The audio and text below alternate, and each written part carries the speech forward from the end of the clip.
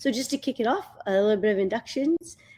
Can I introduce the lovely Simon over from PayCaptain? Hello, lovely to be here. And Travis joining us from Rotageek. Hi, everyone. And I am joining you from a brewery under a train. So if it's a bit noisy, I apologize. I will do my best to go on mute. But I am Chantal. I am the host for today and one of the directors here at the Pioneers.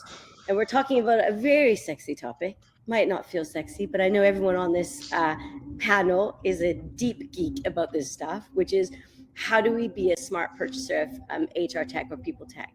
And, it's a 5-part series. This is session number 2. We hope you enjoyed the first one. And similar style, if you did join the first webinar, is we're just going to tell some stories. We're going to give some tips and tricks. We're going to hopefully interact with you. And what I'm now calling the wine table discussion, we will just chat through some scenario topics as if we were all sitting around a nice big table with a bottle of wine. And hopefully we can tease out some of the, philosophies and principles about how you really do be a great smart purchaser. So without further ado, I'm going to ask the lovely Simon to kick us off with a story about really, mediocrity and the traps you can fall into in people tech. Okay, well, as I said, lovely to be here. Thanks, Chantal, for asking me along.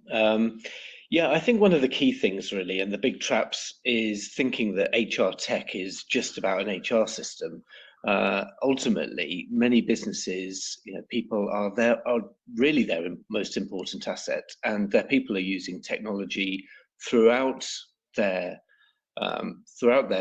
work day on lots of different pieces of technology. And it's really important about the employee experience, about how people engage with the technology that they've got to use to do their jobs, and actually can have a really big impact on people's productivity, their staff satisfaction and happiness, and the way, of course, they can look after their customers as well using technology. So for me, there's a part about what is HR tech or people tech, that it is fundamentally about what your people are using from a technology perspective. And of course, it's all got to be joined up, and it's got to feel good and to work and actually to do the job that it needs to do. And I think that the HR function should have a really big input on technology decisions throughout the organization because of the importance of technology today in many types of businesses.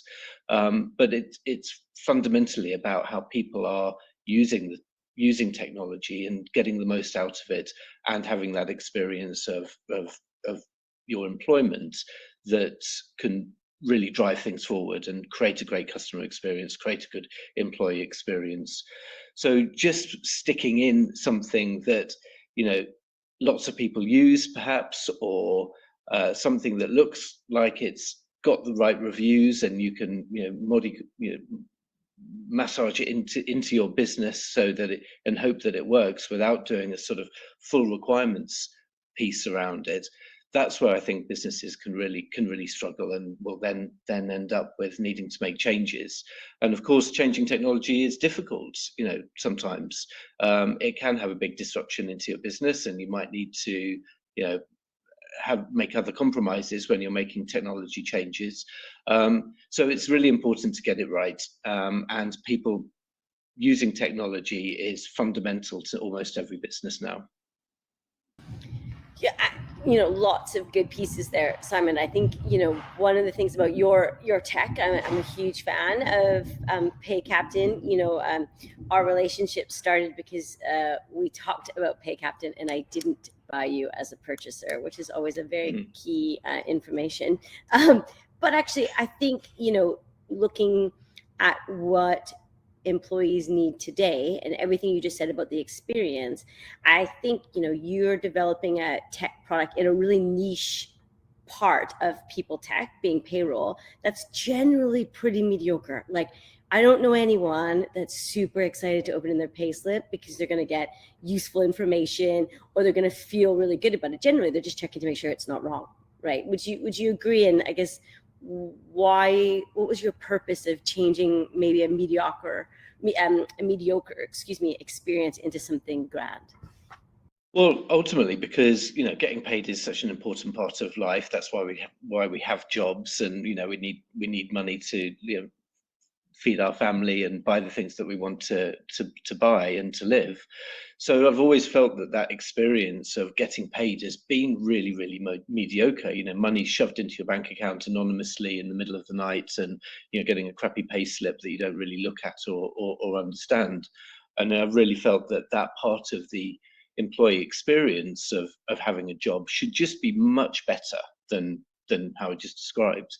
So making payslips interactive, making them graphical, making them multi-language, making them interactive with a chat facility on there, and having more flexibility about how you receive your hard-earned money and where you want it to be sent, or accessing some pay early, or helping you save, and demystifying pensions. That's all really, really important things. So that part of the employee experience was just something that's been really overlooked for a very long time, really, and that's what I'm solving. I love that. And I think, the topic on, what traps can you fall into and what mediocre experiences exist. I think in general, as an HR purchaser, you're looking at the whole pipe.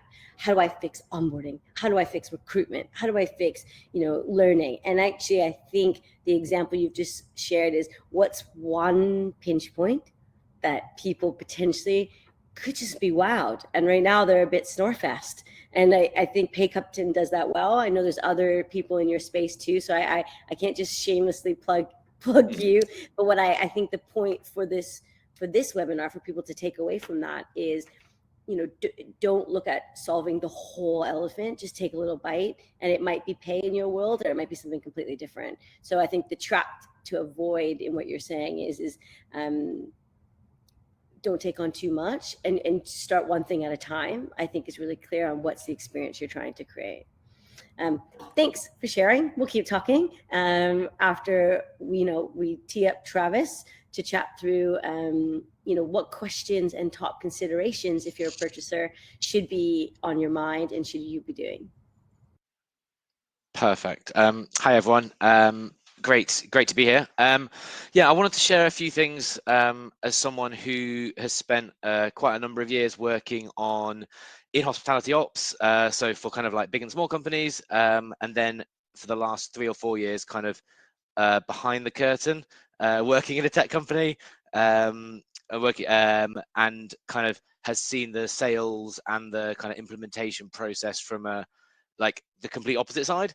And as someone who's made some hopefully quite good tech purchases, but also I know I've definitely made some, I guess, less good ones. And I think the first thing when I was thinking about buying tech in order to kind of work out what would be useful to say today is I actually am not sure there is definitely bad software. I think what there really is bad software for companies at certain points.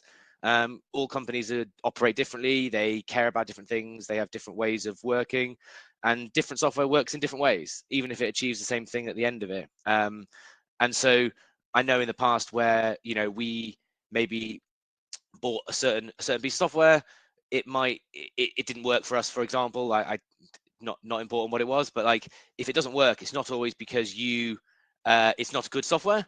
Actually, it was, looking back at that example, it was a piece of employee engagement survey tool type software.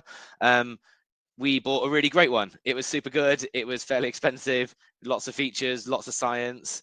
But we were a small company and we didn't really need that. We didn't go in with a plan. We didn't have a function in our team to take that data and do things with it and run regular surveys and blah, blah, blah. What we needed was a temperature check tool. And we needed something simpler. We needed something quicker. We needed something but we didn't know that going in. We went out, we Googled it, we did some demos, we bought what looked good, and it was not very intentional. And it was a bad decision. We did it for a year, we cancelled the contract. And and it's just kind of that's one example. But I think like the way I've tried to think about this is I've thought of kind of 4 things I want to share as considerations kind of before you start, and 4 questions I would ask during the process. And I think the first thing before you start, and I think Simon's actually referenced a few of these, which is good. We didn't collude, but like know what you want. Like, what do you actually want to? What do you want to buy? What does it need to do?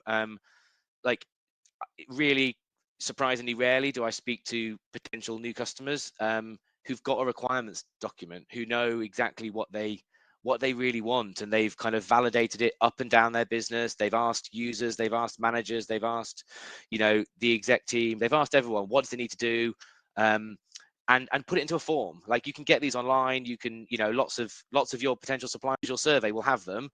They'll be biased to their system brackets, but you can amalgamate them together. You can create your own, but know what you want and prioritize those things. Like, do you have to have it? Do you need to have it? Is it maybe we should have this? Kind of know how it works.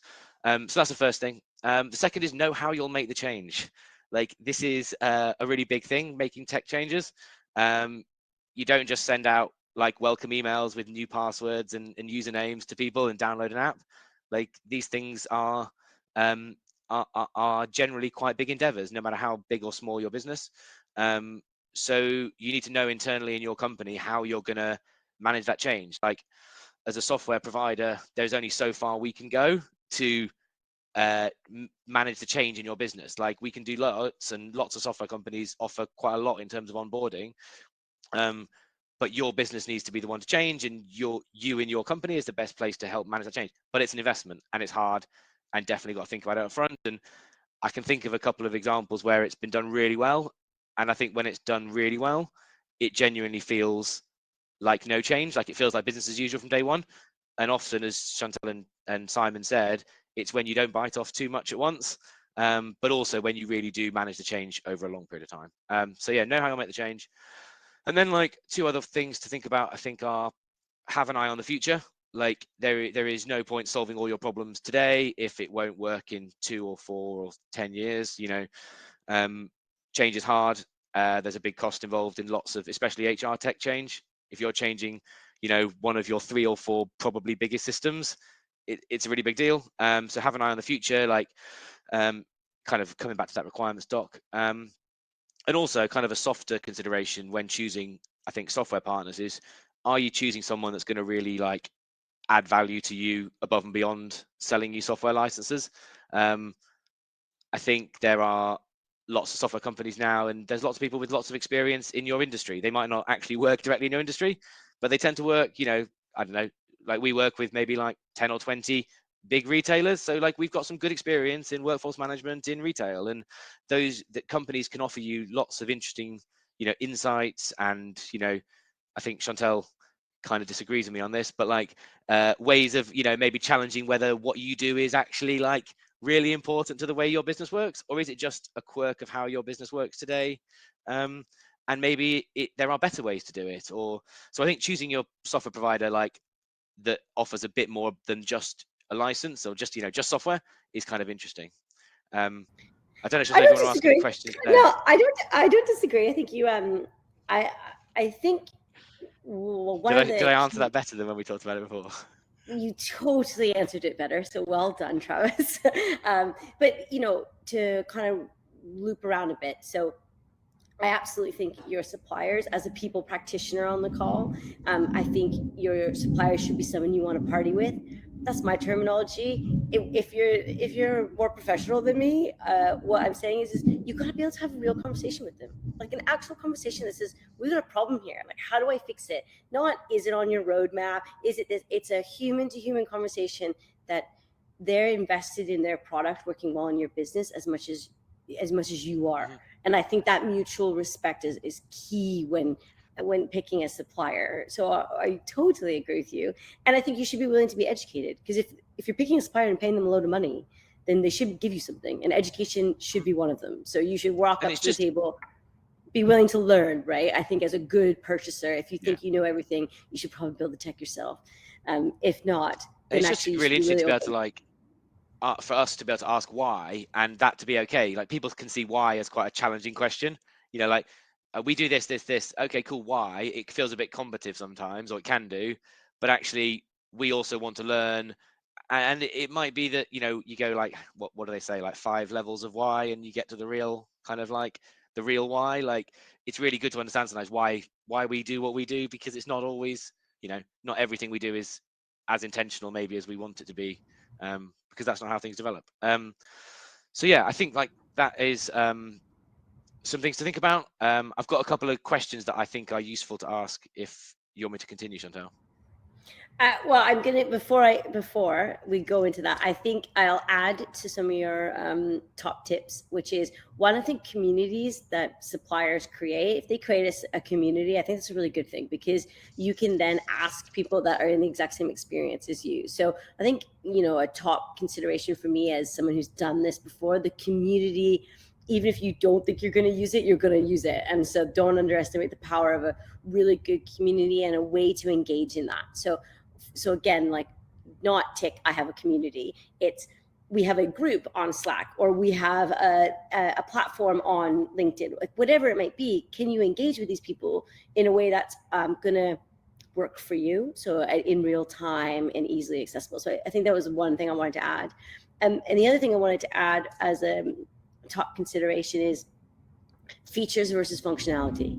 It's really easy to get stuck in the weeds on features. Oh, and can it do this, and can it do that? And I think your example was brilliant to that, Travis, which is, if you go online and look at what's the best of the best, you might not be in the transition of your business to need the best of the best. Actually, what you need is just something that does one little thing really well, because if you're not going to use the features, or it's going to feel overwhelming if you've got 10 people in your business and you're doing a really big feedback tool. That's one example that I see all the time, where you go, actually, the expectation is you're probably just going to invite them for dinner and ask them what, like, you're in quite an intimate relationship with 10 people in your business versus 10,000. And so I think knowing what you need and like that functionality versus features is a good lens to put on yourself when looking at requirements. So we're going to round off, Travis, with, I know you've got a couple of questions, so bash out your questions before we get to wine table. Your Cool. top questions to ask. Yeah. So I guess, and you know, they're kind of like, I guess, more things that I've picked up that I guess I now try and do, and things that I think it's really easy to not do during the buying process, especially. And I think the first one is, sounds like a really simple question, but can you show me? Like, so often we you know, you get to do a demo for a customer. Customers, you know, want a demo, they want to see the product, and you lead them through your demo. It's the demo that, you know, the company has crafted over time. It's, you know, it really shows off the product to be, you know, in its absolute best light. You know, it's you know, like a finely crafted Instagram shot of the product. And actually, what I think as a buyer you really want to be doing here is, you've got your requirements doc that you've made, you know exactly what you want, and being able to see those things answered in your demo is really where you want to be getting to. Like, really seeing, you know, I want to be able to do this, can I see that? And so when we go through buying processes with I guess what I think are kind of people running really good processes, is when they've got these scenario based demos, and they are really driving the process, rather than kind of being more like a passenger to our, you know, our pitch, which is really good and really honest. And it's not about like people not being open and honest, but actually it's about getting what you want from a bit of software. So if you know what you want, be shown what you want to see, like be shown what you think. Because I think there's also often a difference, as Chantal kind of said, I think alluded to, like what I think a certain thing is versus what Chantal thinks it is versus what Simon might think it is. Like 3 features that we all want, we might all have different expectations, and actually seeing it in real life is the best way to do it. So that's the first one, getting shown things. So ask to see things that you really want to see. Chantal mentioned this, but really speaking to actual customer users. There's a real difference between a reference customer and potentially like a reference user.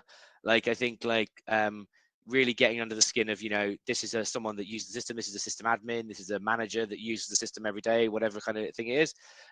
It's really important. So really speaking to the right people as a reference. And then I guess kind of a slightly different one, but a question, I think a thing that people tend to get quite they think they value really highly is the ability to have a demo environment, or like to have a sandbox, or I need to just so agree with that. I'm sure Simon will too, that there is a real thing of like, you must be good if you've got a demo environment. And actually, if you create tech, like, that's the easiest part to do. It's actually the other stuff. Yeah.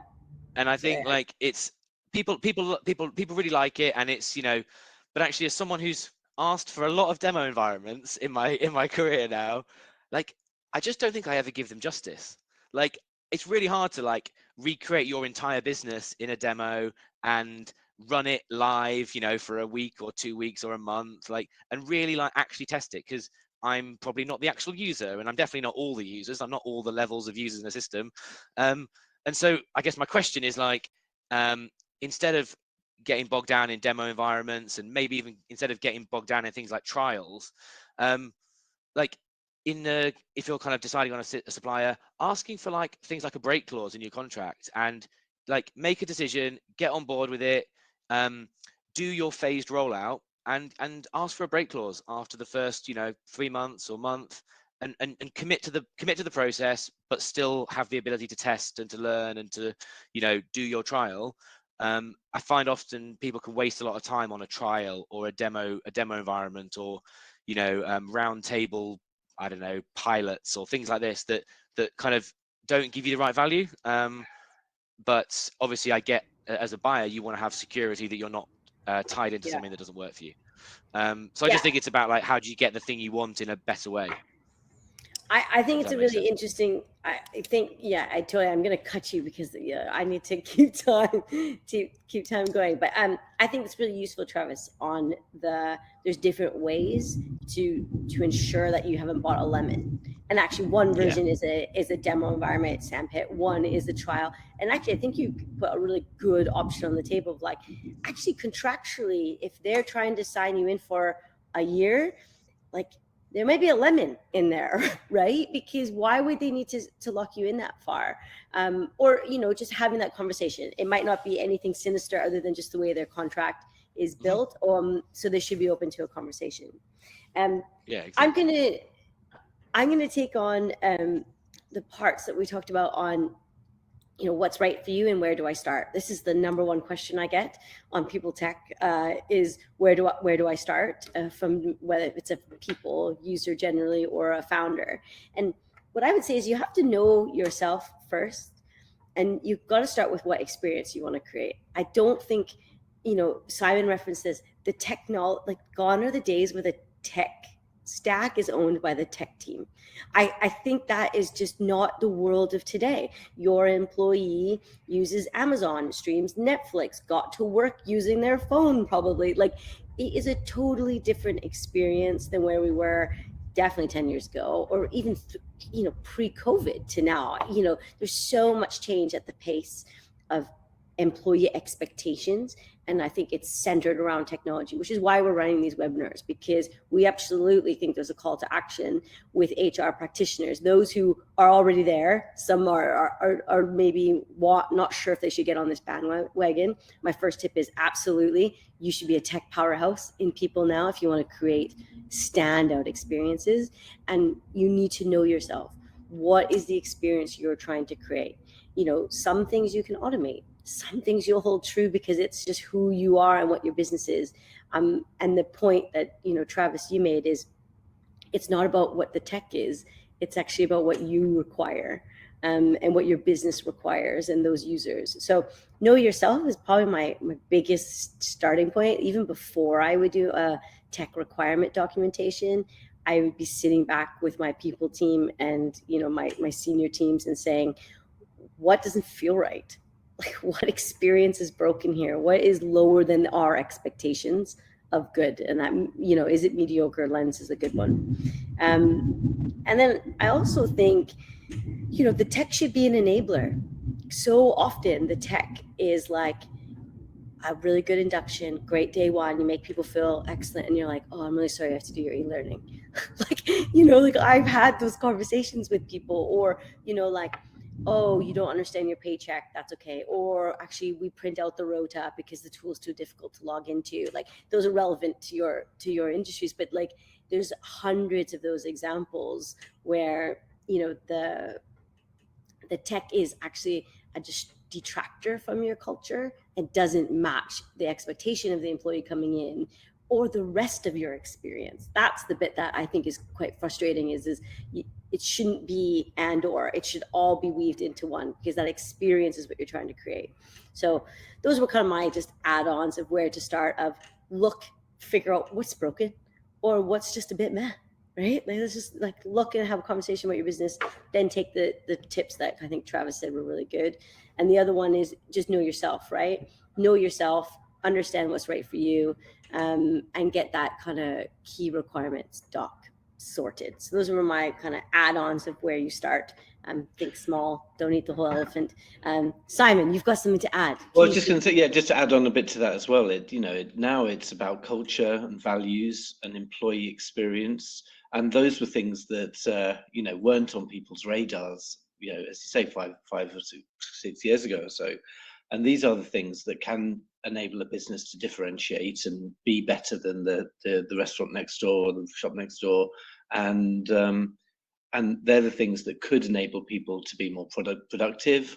They could be the things that make people happier, want to stay with you for longer, if they believe that they've got the tools that are helping them to do their job, and the leadership have got the tools to be able to manage people well and to support people well and to understand their needs and requirements so that they can get the most out of them. That's what really good people tech is about. And that's why HR need to have a big voice in this, and to take all elements of technology deployment in a company really seriously, and that they have got a voice around this, because it directly impacts the people and their ability to perform. Great addition. Thank you for adding. And I think if you are a purchaser on the line or listening after, series 1 of this webinar series was about with chief technology officers sharing with you the insight that you do need to know to do that. So I think we're saying this needs to be your bag, but it's really scary. Like, I mean, I grew up learning about employee life cycles and how to run really great, pay processes. That's completely different than the lens of today of what's my people expecting of me, and how do I create an experience that stand out. And by the way, it has to also match my brand experience, and it needs to match, that's a minefield to where you were previously, or where a lot of us would have been trained in HR. So we're here to help. Session 1 helped with a lot of that terminology. But we're just one player trying to help. But I think you're right that culture as a competitive advantage, that's how you're going to navigate through the people pains of today, I think. Okay. 29 minutes. Wow, right on schedule. Let's switch gears into my my wine table discussion, because I'm a hospitality geek. So I think great conversations happen over wine, or coffee or juice. But for me, I think over wine. So we're going to pretend that we've got a really great, table where we're all around. I can feel you all in the room with me. And let's just flow through the topic. And so please do comment if you're listening. Katie, that's very kind of you to say it's a great session. Oh, that's beer. Sorry about that. Sorry about that. That was the brewery I'm in. Thank you for commenting about a great session. That makes me feel great. So, strap in, everyone. Let's pretend we're pouring glasses of wine. And the first scenario I'm going to throw at us is, I think it's very easy as a purchaser to just say, let's just buy what everyone else has. Travis, your example of let's just Google who's the top, who's the number one, who's got the best reviews, what does Trustpilot say, what is everyone else doing? It must be good if everyone else is doing it. Trap or good strategy? Can I go first? I think it could be a good strategy if it's just about box ticking, if it's just about getting a job done. So, for example, with payroll, there's lots of choices out there, and most payroll systems do. The gold standard is get your people paid accurately and on time. So, if that's good enough, then choose the raft out there that you can go for. But actually, if you want to differentiate, if you want to do something better than your competitors, then you need to look a bit deeper into that, and that's when you would choose PayCaptain, for example. But it all just does depend on your requirements, and if it's something that can improve your culture, solve a big problem that you've got. Because again, as we've all said, really, there is a lot of great software out there, but it doesn't necessarily mean it's great for your business. So it doesn't mean that you should follow the crowd. And if everyone followed the crowd with everything, then you wouldn't have anybody that was a leader. So you've got to just pick and choose whether it's something that you can follow the crowd with, or actually you want to stand out and do something different, better, and more aligned with your culture. Travis, what about you? Good or bad? One answer, good or bad? I was going to give a balanced answer. No, I don't want balance. I just got a balance. Then I would say answer. Then I would say bad, and I'd say bad because actually, ultimately, I think I said this to you before, Chantal. Like, I'd be loath to assume that everyone else is running a good process. Like most other companies are probably not running. Well, they're definitely not running your process, so they don't know about your business, so they don't know about your business needs, and they probably didn't follow a very structured process themselves. So I think actually, like, just going with what the market is doing is probably not sensible. And I think also,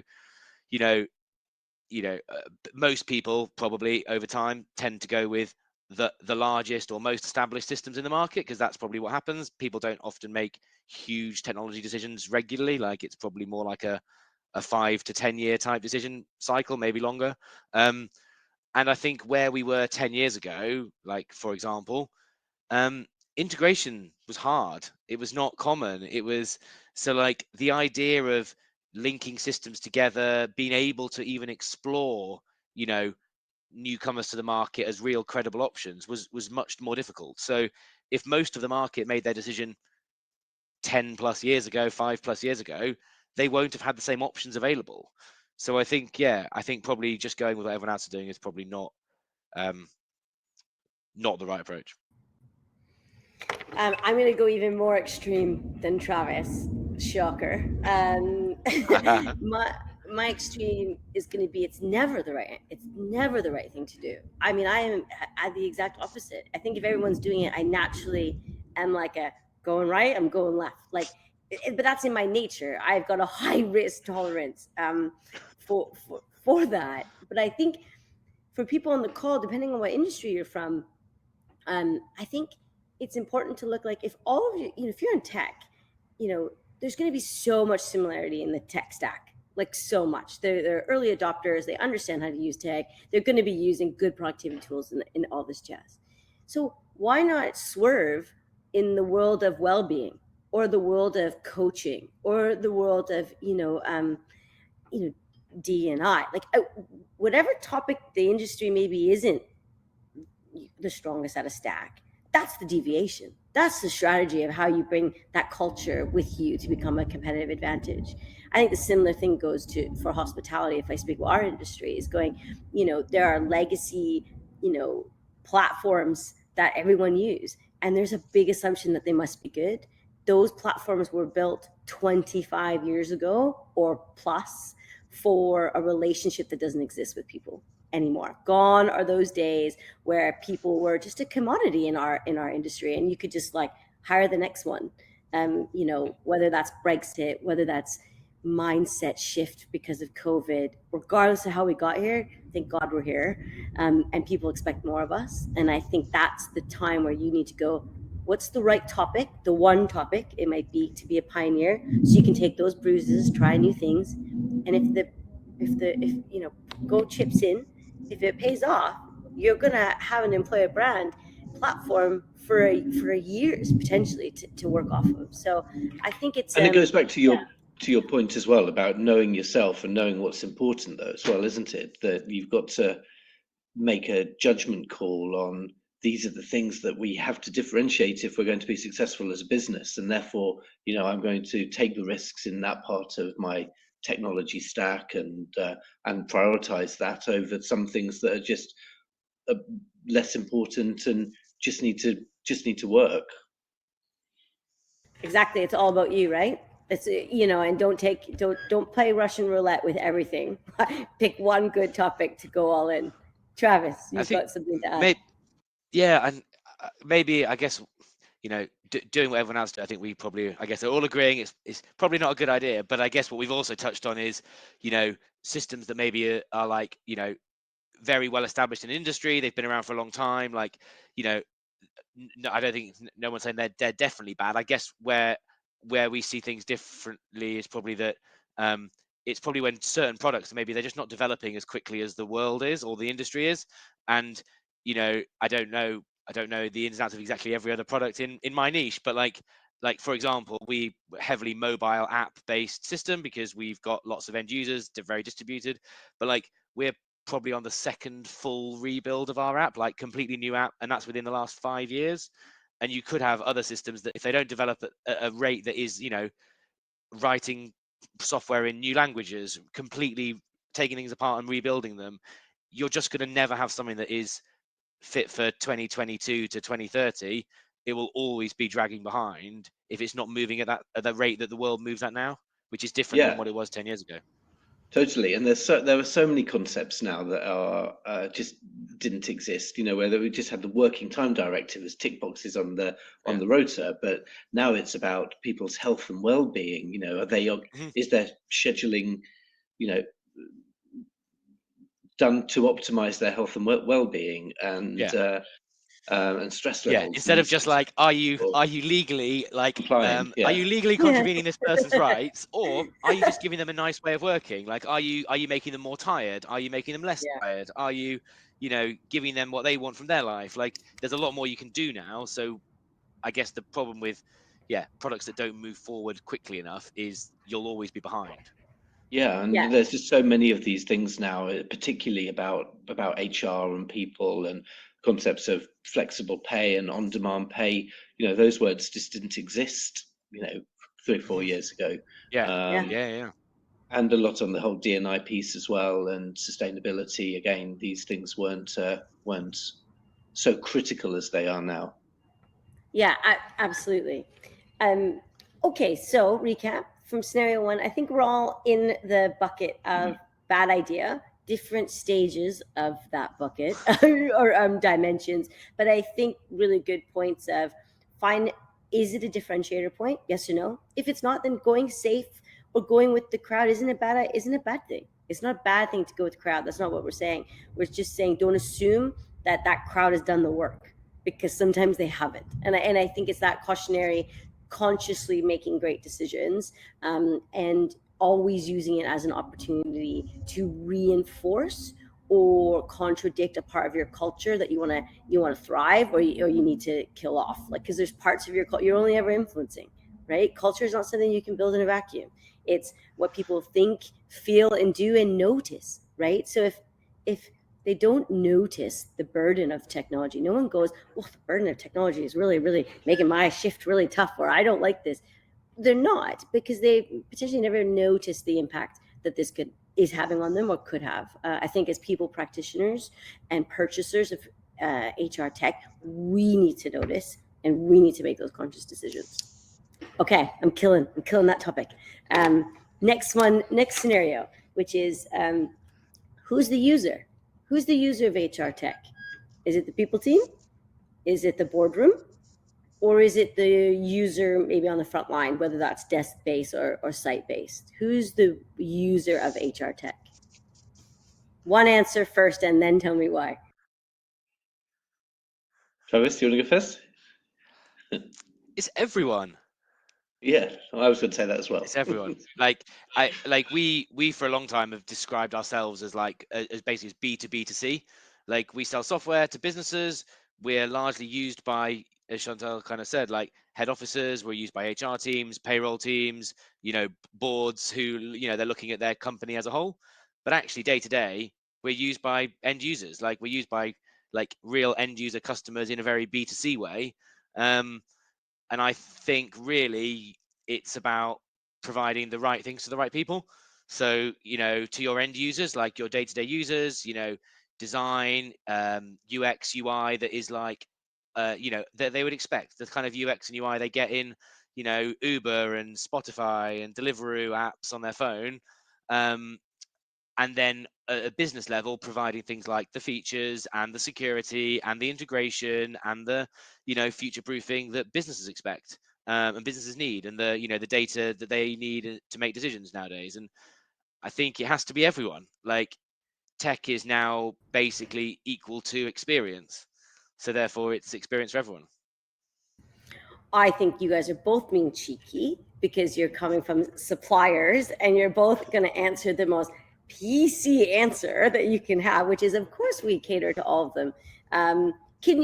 I'll change that question.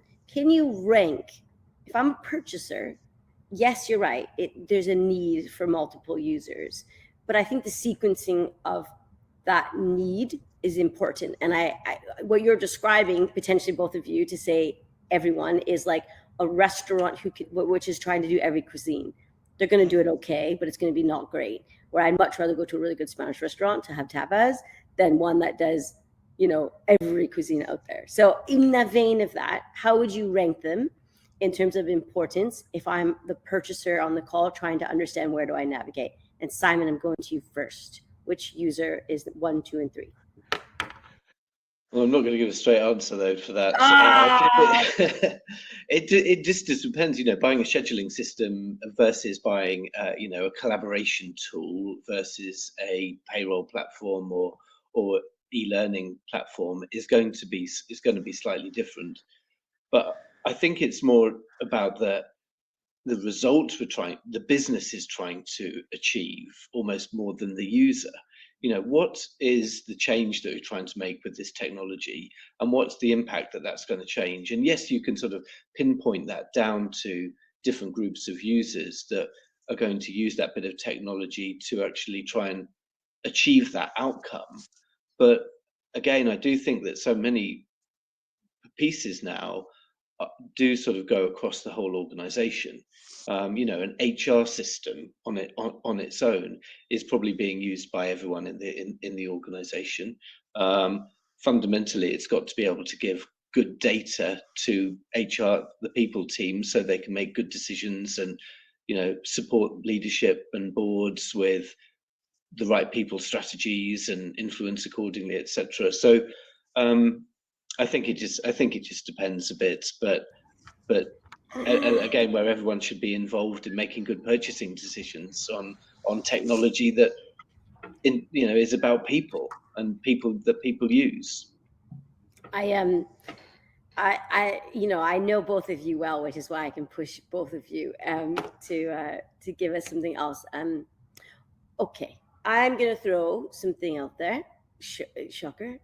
But I think the UX, if you have a human being using that system, which is ultimately like what we're talking about, if there's a human at the end of that system, it's who's the majority of that system being used for, right? So if I think about a payroll is employees. The UX has to work, for employees. And yes, as a people team, I want to know how many people have opened their paychecks. I'd like to know that. That would be useful information for me. I'd like to know how many people stream stuff. It's good to know as a health check to your business. But actually, you shouldn't design for me. You should definitely design for them. And I think the same thing goes for Rota. And I'm going to give a Rota curveball too, which is like, actually, beer. One of the key things for Rotas, and I've experienced this in my career so much, where you're sitting in a boardroom and that board pack is got the one piece of people data, in our industry, labor, right? Which is, you can't understand labor demand with one metric. I'm sorry, you can't. It's too complex. People are too complex for that. But genuinely, tech isn't giving you enough detail to give more than one piece of data. And so I think for me, I would just say, whoever's using that system day to day, they're the number one UX. It doesn't mean that the other users can be ignored, but I think for me, whoever that sequencing is, there's going to be compromises somewhere. You're not going to get something that's good for everyone. That's just a buffet that ain't that good, right? If you want to be great in those experiences, you're going to have to make compromise and you're going to have to prioritize.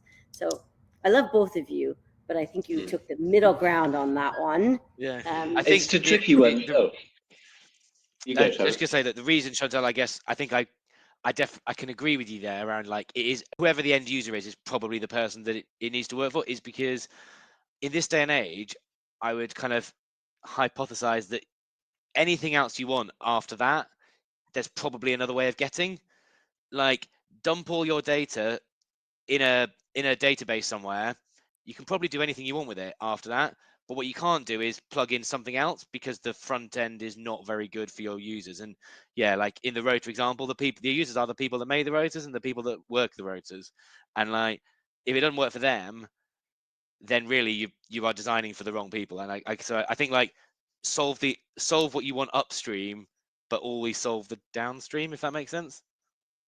I think what you just said is really clear, and I promise this is not a plug for at all our business. I think you're right. I think the back end stuff you can generally find a different solution for. That's the whole point of back end tech, is that open APIs, open systems. The world has changed, thank God, in people tech, to give you the option that you don't need one system to solve all those user problems. You can find compromises. It's great if they do. If I think in the world of you, Simon, pay is something that where you flatline an organization out. You do. Everyone's experiencing they're going to get paid, right? Is it on time? Do I understand it? And I think at that point, you can just create a great user experience that's going to relate to a whole lot of them if it's good. And so, I love your UX. Anyway, so I'm going to move on to, Simon, sorry, did you want to add one more point before I move on? Nope. Okay. Scenario 3, I think this one is super common, is just go with what you know. Just go with what you know. I've used it in my last job. Why not just plug that system back in? So people change jobs nowadays. I use this L&D system, or I use this HRIS. I know it. My people know it. Let's just implement that.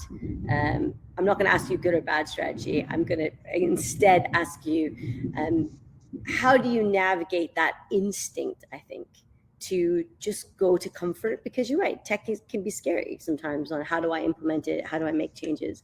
What's maybe some recommendations or an experience you've had where not going with what you've used before might be the right solution for you? I think you've got to just really challenge it. You've got to, it's the sort of easy option, perhaps, or the lazy option to do that. And again, right back to one of your points, Chantal, at the beginning, you've got to know what is this business that I'm now working in, what's important, and is that good enough? And it's almost a bit irresponsible now, I think, just to go for something you've used before without properly looking around at what else is out there, what could make a material difference to my business, and be better than just this thing that have happened to have used before in a different company. So yeah, I think it's really irresponsible, actually, to do that. Wow. Ugh, well done. Love that answer, Simon. Travis, what do you got to add to that? So I saw a company that was quite a small. They were actually a small tech company, but they were they were advertising like senior person to come in. I can't remember the role, but it was written in the job spec that one of their, I guess, like, ways of thinking about this role was that when you join, like, we ask people not to, like, not to make rash tech changes. Like, it's really easy to come in and be like, oh, we should definitely use this because I've used it before and I loved it, and work with our tools for a certain amount of time. Like, work with this for 3 months, 6 months, and really make sure that the thing that you think you're going to get from changing is not delivered in a different way in our business. And I think it all comes back to whether we are going to get any, like, what do you need and what are the benefits? Because you shouldn't bother changing if there's not going to be any benefits. It takes a load of time, money, effort, and the benefits will be different for different businesses. Like, just because you got X benefits in one business, sorry, there's a dog in the background in my office. So I think you've got to run the process. Like we said, one of the most important things in making a tech purchase is to run like a fair and unbiased process as much as you can. And this is exactly the opposite of a fair and unbiased process. And also, I think, like, we've said again already, but like, different businesses are different. And I was involved in an implementation recently, and the old rota tool that they used gave you a predefined group of shifts that managers could use to make a rota. The manager couldn't create a shift. They couldn't change a shift. They could allocate shifts they would be given. That is one way of working. I'm not saying it's good or bad. It's not for me to specifically say, but to move to a system where people who make rotas have got ultimate freedom to create rotas that they want to, start and end times, number of shifts, etc., is a huge change. And you could move to a business that valued autonomy really highly and bring in a system you've worked before coming from a company that didn't value autonomy in the same way, and it could have a really big impact, and really like mess up Yeah. cultural ways of working in your business that are like vital. I have to jump on that key piece. I think when we're talking about know your business, it's not know the requirements. Like this, that's important. But when I'm talking about know your business, the step before the requirements is exactly what you just said. Like understand your culture. Think, feel, do, notice. What are like what we call cultural dimensions, right? Like, what's the autonomy scale? What's the trust scale? What is, some people don't want that much autonomy. If that's the business you're in, and especially businesses that have a high level, I think, of, stressors. So like security businesses, like things like that, like what you're physically doing every day has got a stressor to it.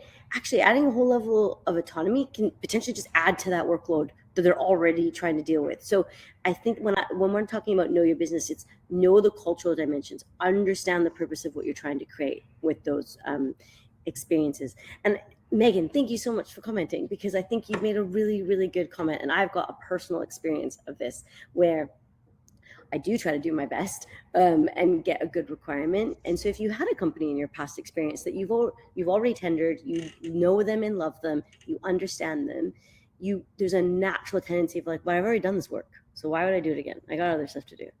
And I think your call out is important. The business could have shifted, especially on the culture dimension. So watch out for that trap.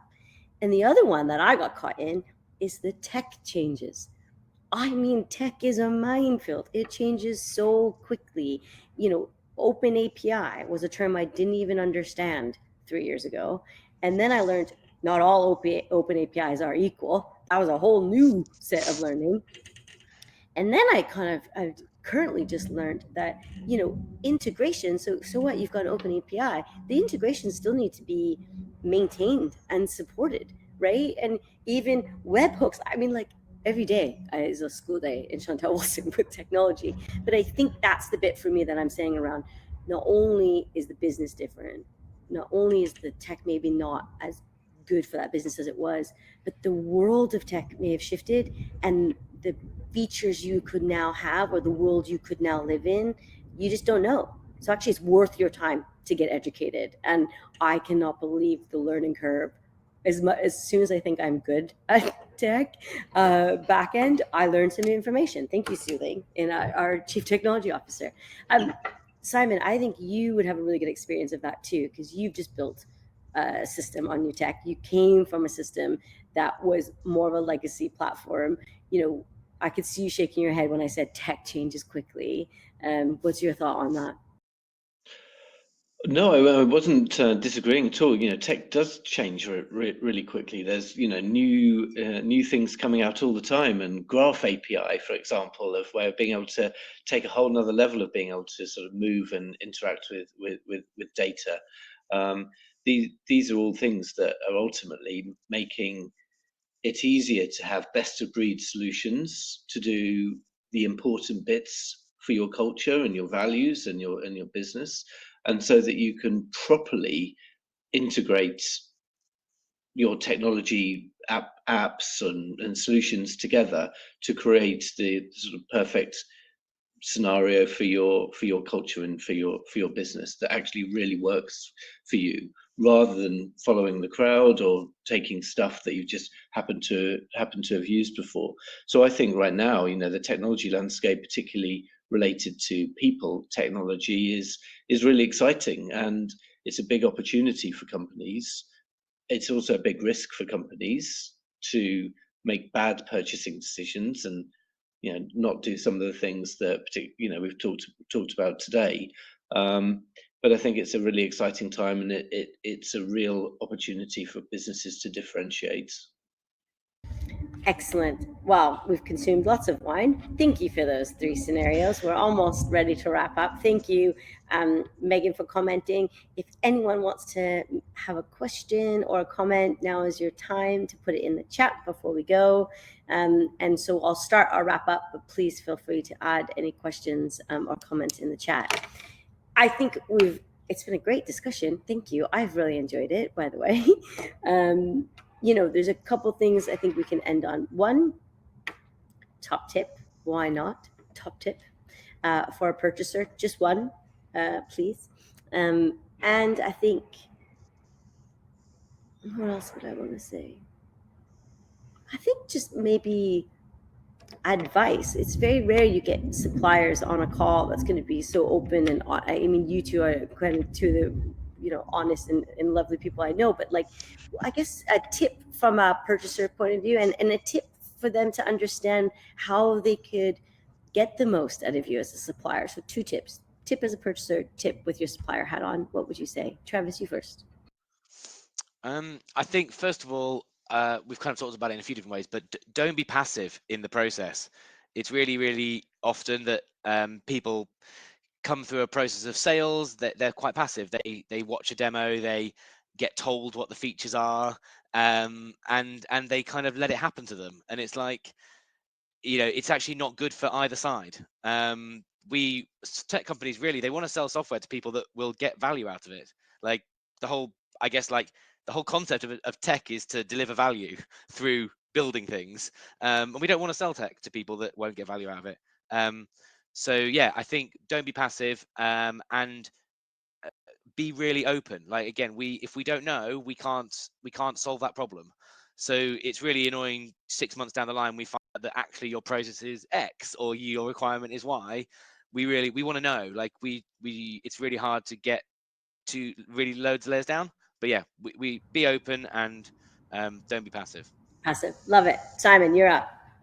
Quickly, because Yeah, I want to answer Debbie's question. Thank you. Yeah, it's a bit similar, but it's about, yes, being in control. You're purchasing. You're not buying. You're not being sold to. It's about that again. Make it an enjoyable experience as well. For yourself and for the suppliers that you're talking to, because it's you're making an important decision, and as Travis was just saying, both parties want to get it right. And make sure that the product is going to be a good fit for your organization, and you will implement it well and get value from it, and give us loads of nice testimonials and references. Sorry, loud. Excellent, Debbie. Brilliant question. And I think I'll end with that, answering that question. So sorry. I'll end with answering that question, and it's about. It's not too bad. It's okay. It's not as bad. Okay, thanks. So in terms of how we view culture and some of the things in my experience as a people practitioner and also my dealings with the pioneers, both as a client and as a a leader now in it, I think there's 2 key things that come out is, one, the environment has a much bigger impact on your culture than we think it does, right? So I think it's really key to know that your technology is a part of that environment. So it's not just an individual. So you can do a great welcome pack. It can be in the right tone of voice. You can give a good wearable. You can do all the lovely stuff we know great in onboarding. But there's a cliff where the people team will go, or the founder will go, or those extra little braces of being new will go, and then they'll start working in your business. And I think at that point, that's when the environment will either shine and enhance your culture or totally detract from it. So if I'm logging onto an internet, and I mean, I'm sorry, I'm just gonna say it, like SharePoint. I've used SharePoint in my whole career. I can never find anything. There's way too much stuff on it.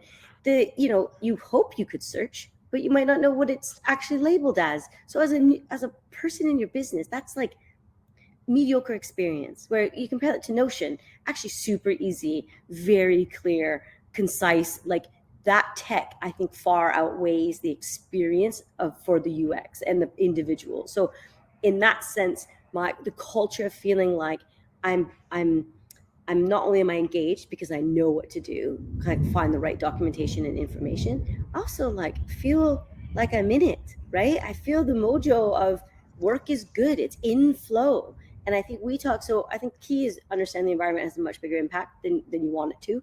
And tech is a big player in that environment.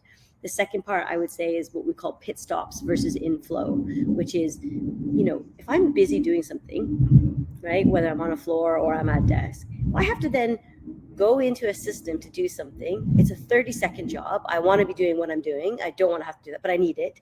And there's no single point sign on. So I have to remember my password. My password's saved in some keep passwords. And then I stop. So a task that should have been 30 seconds, if it was in my Slack or whatever you use for a comms platform, it took me away from it. I now had to log in, and then I had to do something for someone else. That's not a good experience for a user. So those are the two key things of understand the tech impact on your environment. And the second is the pit stop versus the inflow. How many times are you asking your people to stop their job to do something? And that's an opportunity to be great, and potentially a whole lot of mediocreness that is detracting from your culture, and whatever that might be, whether it's a trust culture, a high energy culture. It might be the fact that you want to give people the ability to innovate, but yet to get on that platform to innovate or to try to connect to people is difficult. Like, go through those experience on whatever your cultural dimensions are. So tone of voice is one, but I think there's a much deeper part to the experience that is generally a much bigger impact than we used to give it credit to. So any of the stuff that's out there on people ops, a lot of the stuff on the pioneers space, I think would reference this as well. But yeah, I guess my top tip as a practitioner is just walk in the shoes of your people, little experiences at a time, and you'll start to find, in my language, all those dead bodies and stuff that you go, why do we do that? What's that? What's this? Sorry, SharePoint. You guys were an easy target in that example. Okay, we've run over. I'm going to stop talking now, and maybe go get a beer from the brewery I'm in. Thank you so much, everyone, for joining us. Huge love. Thank you, Travis. Thank you, Simon. I really appreciate talking to you. And I got stuff from the call for you guys and was scribbling away. I'm sure our participants did as well. So thank you for taking the time. And I hope that we see some of you guys on Series 3, our next edition in this series. So thank you, everyone. Have a wonderful day. Enjoy the sun. And if you're me, have a beer in the brewery. Cheers, everyone. Thank you. Thank you. Bye.